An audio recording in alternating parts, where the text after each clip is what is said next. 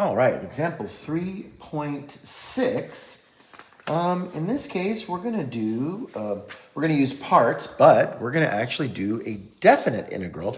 Nothing weird. We're just going to do the problem and just and then just evaluate it from those points. So it's nothing weird. Here again, I have the arc tangent of x. Obviously, I'm going to pick that to be my u. I don't want to integrate that. And there's nothing else, so then my dv just becomes dx.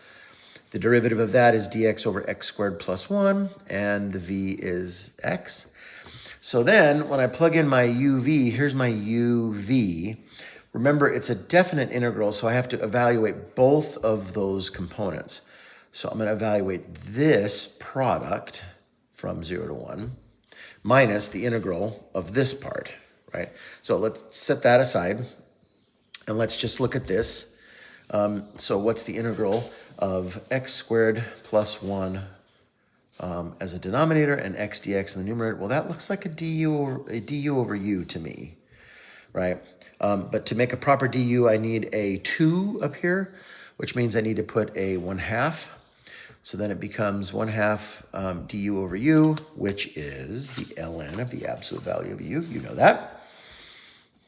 And I'm not going to switch the u's because we've got these x's over here. So I'm going to leave everything as x's just to make it simple for us. So then we have 1/2 times the ln of x, absolute value of x squared plus 1 evaluated from 0 to 1. Well, when I plug in 1, I get the ln of 2 minus the ln of 1. Ln of 1 is 0. So it's 1/2 the ln of 2. That piece plugs back into here, right? That's what I'm showing you. So the first part we have not done anything with yet, right? That's still sitting there. When I say the first part, I'm talking about here, this UV part.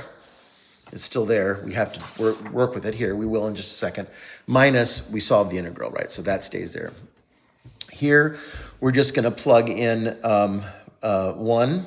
So 1 times the arc tangent of 1. And remember, what is the angle whose tangent is 1, and that's 45 degrees. 45 degrees is pi over 4, so we report that. So 1 times pi over 4 is pi over 4. When I plug in 0, this is 0 times, I don't care. I don't care what it is because it's 0, so it's 0. So this is pi over 4 minus 0 minus 1/2 the natural log of 2. And that's your answer.